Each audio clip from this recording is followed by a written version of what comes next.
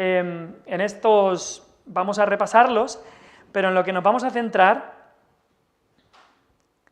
es en las preguntas de examen personal que nos debemos hacer viendo cada uno de estos pecados. Entonces, el primero, como muchos han recordado, fue la impiedad y la incredulidad. Y vimos que era no tener en cuenta a Dios, la impiedad, dejar a Dios de lado. La incredulidad era no creer lo que decía Dios. Y cómo debemos vivir con la presencia, conscientes de la presencia de Dios. Entonces, una pregunta que nos podríamos hacer, o unas preguntas serían: ¿vivo tomando en cuenta a Dios en cada momento? ¿Creo lo que Él ha prometido? Esas son preguntas que nos tenemos que hacer. Entonces vamos a ir y seguir esa estructura en este resumen, nombrar el pecado y definirlo como lo definimos y luego hacernos estas preguntas. ¿Vivo tomando en cuenta a Dios en cada momento? Eso es lo que es la piedad, vivir consciente de Dios. Creo lo que Él ha prometido, eso es lo que es creerle a Él. Hablamos también de la ansiedad y la frustración. ¿Me llena de ansiedad lo que pudiera ocurrir? La ansiedad era eso, pensar en lo que pudiera ocurrir. ¿Me preocupo, la preocupación, por situaciones que no tienen solución? ¿Estoy frustrado por cualquier cosa que altere mis planes? Entonces son preguntas que nos debemos hacer. Dios mediante, después me gustaría poner todo esto en una hoja y quizá podamos compartir esa hoja para que nos podamos acordar de todas estas preguntas en cuanto a cada uno de estos pecados. Luego vimos esta promesa y esta guía de la palabra. ¿Qué hacer con el pecado de la ansiedad? Echando toda vuestra ansiedad sobre familiares, sobre mí mismo, sobre mis hombros, no, sobre Él, sobre nuestro Dios, porque Él tiene cuidado de vosotros. Eso es lo que nos dice la palabra de Dios.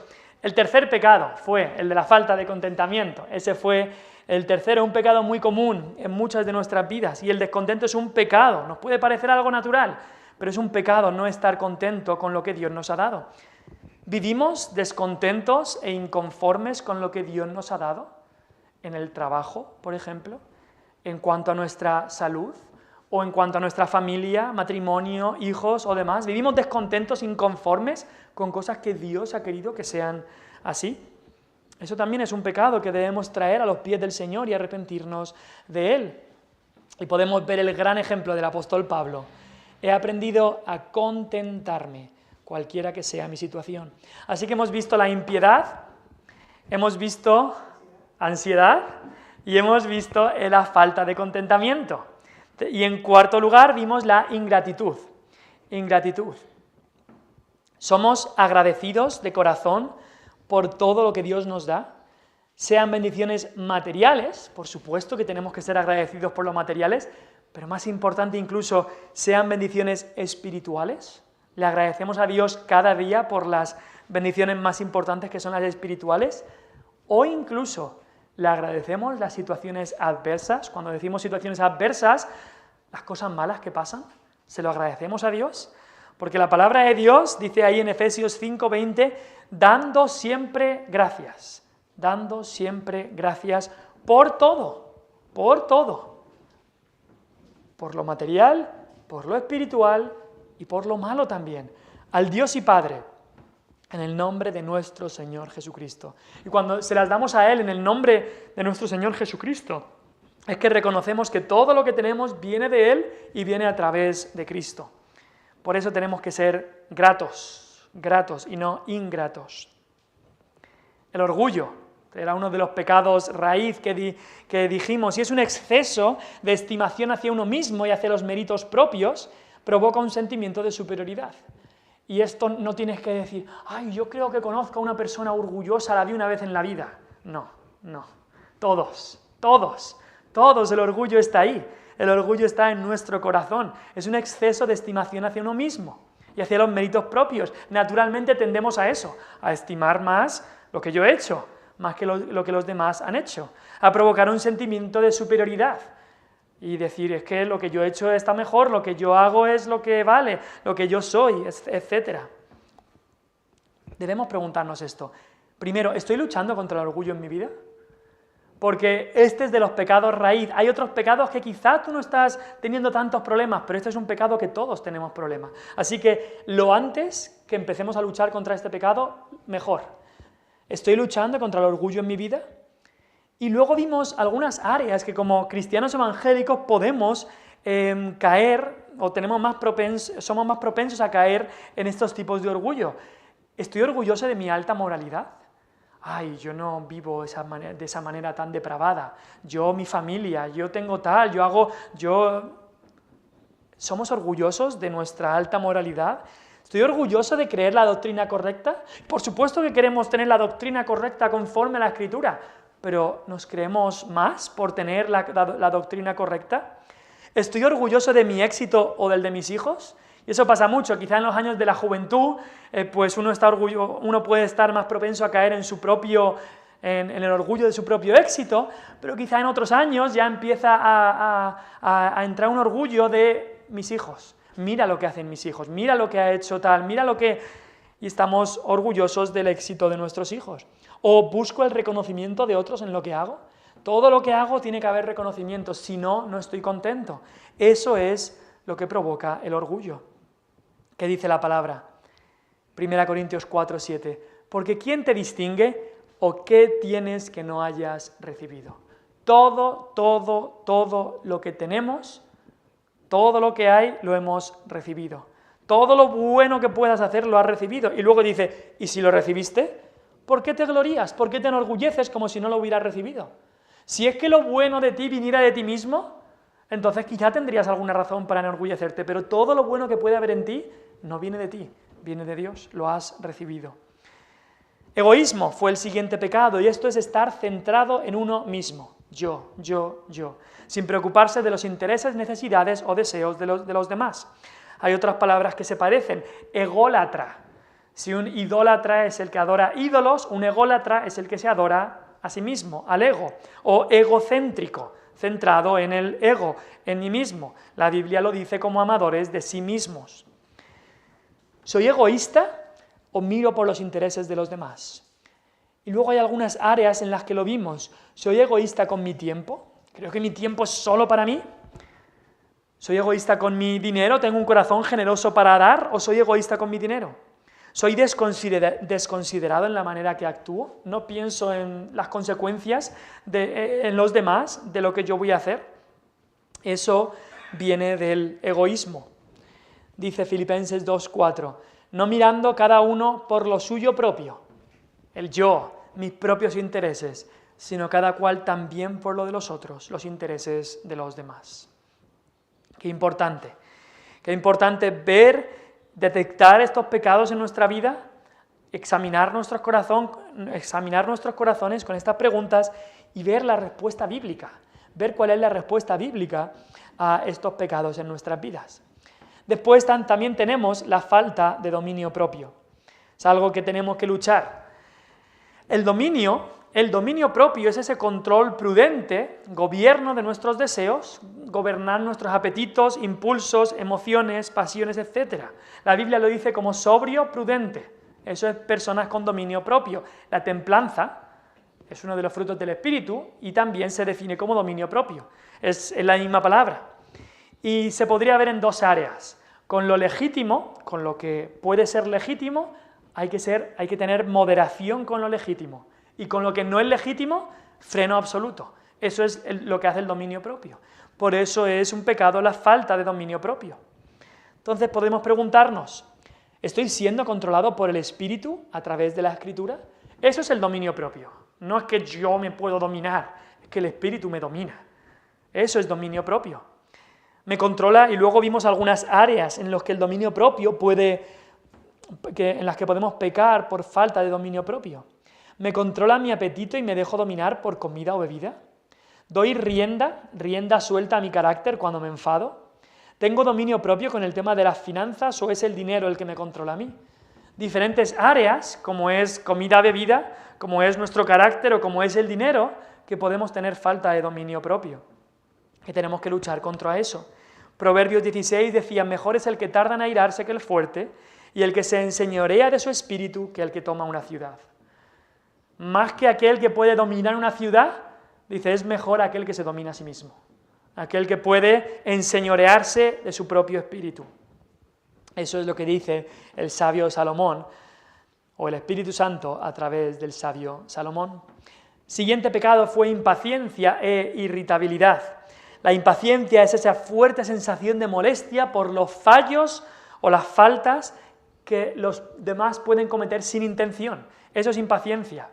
La irritabilidad es la frecuencia de la impaciencia, la facilidad con la que alguien puede impacientarse por alguna provocación. Pero esta impaciencia muchas veces nos pasa y los fallos de los demás muchas veces pueden ser sin intención, pero nos impacientan. ¿Soy impaciente con los que me rodean? ¿En la familia, en la iglesia o en el trabajo, aún en cosas que hacen sin intención? Porque eso muchas veces nos pasa. Alguien no ha escuchado bien lo que hemos dicho y ya saltamos. ¿Soy impaciente con los que me rodean?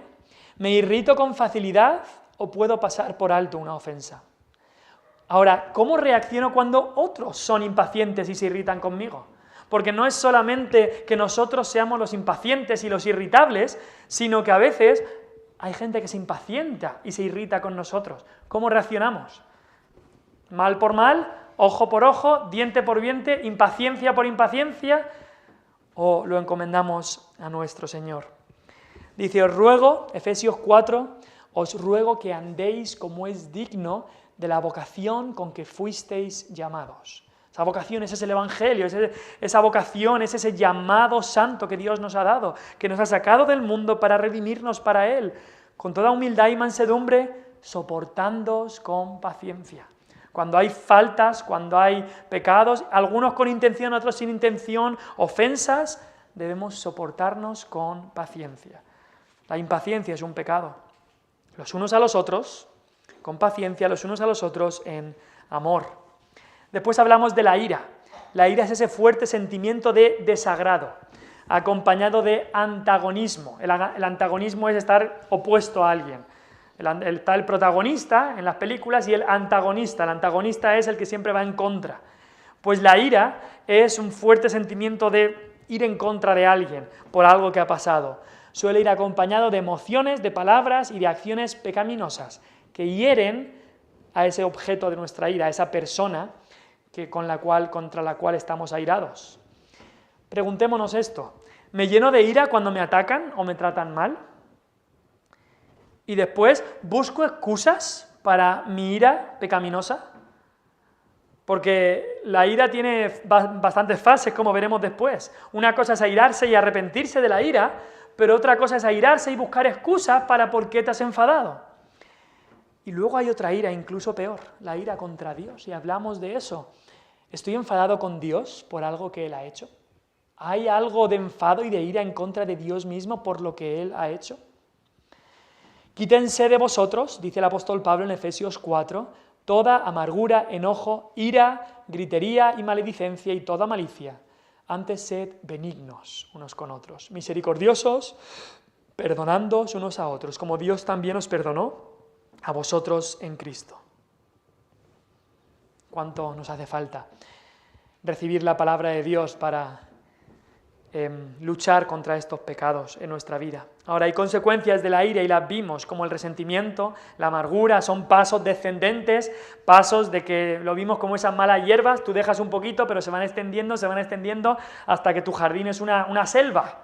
Pues así puede ser el jardín de tu vida. Si dejas la ira y se va asentando, puede ser una selva, y no una selva bonita, sino una selva con plantas y espinos que hagan mucho daño. ¿Siento resentimientos contra alguien? ¿Hay amargura en mi corazón por algo que ocurrió en el pasado? ¿Tengo enemistad de mi parte por alguien o he aprendido a perdonar? ¿Soy rencoroso y deseo el mal a otros? ¿Estoy promoviendo una contienda contra alguien? Estas son cosas que nos tenemos que preguntar porque son las consecuencias de la ira y son pecaminosas. Y el mismo versículo que antes, quítese de vosotros todo esto, amargura, enojo, ira, gritería, maledicencia y toda malicia. Después fuimos otro pecado, que es el juzgar a los demás. Y es un pecado que en el círculo evangélico conservador, pues muchas veces podemos tener problemas en cuanto a esto. Sabemos que hay un tipo de juicio que debemos hacer, pero hay también un tipo de juicio que es pecaminoso. y es cuando criticamos o expresamos orgullosamente nuestra opinión negativa, verbalmente o mentalmente, por algo que hacen los demás. La Biblia nos dice que hay tiempo de edificar y tiempo de destruir, pero desgraciadamente hay ministerios, hay personas que solo están pensando en destruir, en cuanto a esto lo hacen mal estos, y esto lo hacen mal, y esto lo hacen mal, y esto lo hacen mal, y esto lo hacen mal. Y eso puede ser, es un pecado y debemos luchar contra eso en nuestras vidas. ¿Soy rápido en juzgar a los demás? Y luego piensa otra cosa, ¿juzgo conforme a la Escritura o conforme a mi opinión? Porque muchas veces podemos juzgar conforme a lo que yo estoy acostumbrado, conforme a mi opinión, o conforme a que en nuestra iglesia las cosas se hacen así, etc. Vimos 3 áreas que nombraba el autor del libro. Cristianos cuando no usan la música, la ropa o la bebida que nosotros utilizamos. Puede ser también un área en la que caemos en juzgar a los demás, incluso en cosas que la Biblia no es explícita en lo que debe ser. Dice, no juzguéis según las apariencias, sino juzgad con justo juicio, Juan 7, 24. Y el justo juicio está aquí. Nuestro juicio siempre debe ser acorde a la Biblia. Acorde a la Biblia. Por supuesto, nuestro juicio no es el de condenar, sino es el de discernir. Debemos discernir, pero siempre conforme a la Escritura. No conforme a ideas o opiniones humanas, sino siempre conforme a la Escritura. Otro pecado fue la envidia, y es ese dolor que sentimos por las ventajas que otra persona tiene. También vimos los celos, y es aquellos que no toleran la rivalidad. Cuando le sale a alguien que le puede hacer sombra, no toleran eso. Vimos también la competitividad, ese afán por ser siempre el primero, el que gana. ¿Tengo envidia de otros? ¿Hay alguien del que tengo envidia por algo que él hace o que ella hace? ¿Me entran celos cuando veo a otros progresar y yo no? ¿Veo que otro está progresando y me entra celos de lo que está ocurriendo ahí? ¿Hay en mí un afán de competitividad para ser el primero en todo? También esto nos puede llevar a soy controlador, quiero controlarlo todo. Eso puede ser un pecado en nuestra vida que tenemos que quitar. Dice, amaos los unos a los otros, Romanos 12:10, con amor fraternal. En cuanto a honra, prefiriéndoos los unos a los otros. El que prefiere al otro antes que a él mismo no va a tener esa envidia. Dice, sí, este hermano va a tener una posición, o este hermano va a tener un bien, o este hermano va a recibir algo bueno. Amén, sí, me prefiero a él antes que a mí. Que él sea exaltado, no pasa nada. Yo no voy a tener esa envidia, yo no voy a tener esos celos. Justo lo contrario a lo que, por ejemplo, hizo Saúl con David. Cuando David recibió honra, los celos y la envidia le carcomieron a Saúl. Siguiente pecado que vimos fueron los pecados de la lengua, que hay muchos. ¿Cómo hablo acerca de los demás? ¿Comparto chismes, calumnias, mentiras o críticas? ¿Es edificante? ¿Es verdad? ¿Es amable y necesario lo que voy a decir? Eso es algo que nos deberíamos preguntar justo antes de decir cualquier cosa. ¿Esto es edificante? ¿Esto es verdad? ¿Esto es amable? ¿Esto es necesario? Lo dice Filipenses capítulo 4, todo lo bueno, todo lo justo, todo lo amable, todo lo honesto, todo lo que es de buen nombre, si hay virtud alguna, si hay algo digno de alabanza, en esto pensad. Y si en eso tenemos que pensar, cuánto más lo que tenemos que decir. Eso es cómo hablo acerca de los demás, pero ¿cómo hablo con los demás? ¿Hay palabras ásperas? ¿Hay sarcasmos? ¿Hay insultos? ¿Ridiculizo a los demás? ¿O hablo la verdad en amor? Eso es lo que debemos hacer, hablar la verdad en amor. Hablar la verdad en amor significa que cuando hay que decir una palabra fuerte, diremos una palabra fuerte, pero con amor, untada por todas partes con amor. Significa que cuando hablemos una palabra de amor, irá con el núcleo en la verdad. La verdad y el amor, cuán importantes son tener las dos cosas en todo lo que hablamos. Ninguna palabra corrompida, dice Pablo también en Efesios, salga de vuestra boca, sino la que sea buena para la necesaria edificación a fin de dar gracia a los oyentes. Palabras corrompidas son todas las que acabamos de decir. Vimos también la avaricia. Y esto es cuando ya entramos a ver la mundanalidad, que fueron las 3 últimas semanas, vimos la avaricia y tenemos que preguntarnos, ¿cómo utilizo el dinero que Dios me da? ¿Cómo lo utilizamos? ¿Hay avaricia en mi corazón? ¿Quiero gastarlo en lo mío? ¿Quiero tener cada vez más, cada vez más? ¿Ofrendo un porcentaje generoso de mis bienes con alegría? Eso es algo que nos tenemos que preguntar. El apóstol Pablo en 2 Corintios 9 dice: el que siembra escasamente también segará escasamente, y el que siembra generosamente, generosamente también segará. Cada uno dé como propuso en su corazón, no con tristeza, ni por necesidad, porque Dios ama al dador alegre. El segundo pecado en cuanto a la mundanalidad fue la inmoralidad, y en el mundo en el que vivimos, que está hipersexualizado, esto es un pecado muy común que se mete y se introduce muchas veces incluso en los cristianos. Escucho y veo cosas que hablan sobre la inmoralidad de otros, esto es lo que llamamos inmoralidad ajena. Yo no lo estoy haciendo, yo simplemente veo programas, escucho cosas sobre la inmoralidad de otros.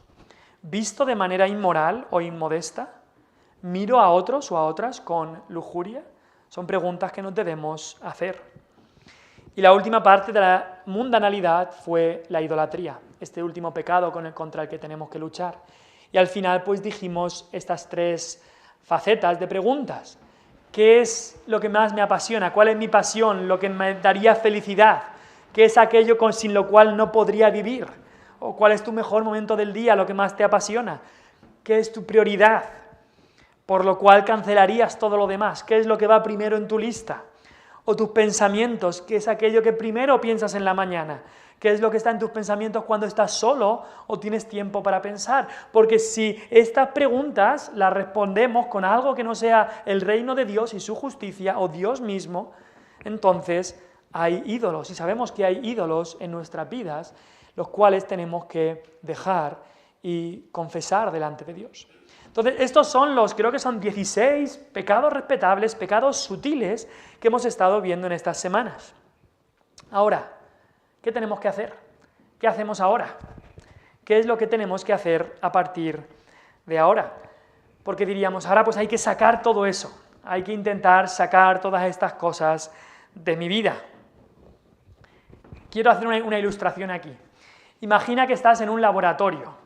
En un laboratorio, cuando iba al instituto teníamos clase de laboratorio, creo que estaba física y química, y luego íbamos una vez a la semana o algo así a clases de laboratorio, o era una optativa también, y hacíamos ahí algunos pequeños experimentos, no era nada muy ilusionante, mi instituto no tenía mucho presupuesto, así que no había mucho que hacer. Pero hacíamos clases de laboratorio y mezclábamos algunas cosas. Imagina, esto es una pregunta que se puede hacer, entras a un laboratorio, tienes una de estas probetas o uno de estos vasos de laboratorio, y con todos los aparatos que puede haber en un laboratorio, ¿cómo puedes sacar todo el aire? Imagina que una de estas probetas está cerrada, ¿cómo puedes sacar todo el aire? ¿Cómo puedes sacar todo el aire de una de estas probetas? Y algunos dirían, bueno, pues hay que extraer el aire de alguna manera, una bomba que saque el aire y haga el vacío, y a ver cómo lo podemos hacer. Y una respuesta, que claro, es muy sencilla, es que tú echas agua en la probeta y el aire va a salir. Así de simple. Tú echas agua y el aire no se va a quedar ahí, el aire saldrá. Estas probetas que están llenas de aire, hay aire en todas partes, pero cuando otra cosa lo ocupa, el aire no va a estar ahí. ¿Por qué hago esta ilustración? Porque eso es lo que debe ocurrir en nuestras vidas. No sé si os acordáis de esa parábola o historia que dijo el Señor, hablando también de los demonios y de gente que estaba endemoniada, que había sido librada de un demonio y dejó la casa vacía, sin llenarla. Y llegó el espíritu malo y dijo, anda, la casa está desordenada y vacía. Se trajo a 7 peores y lo llenó otra vez.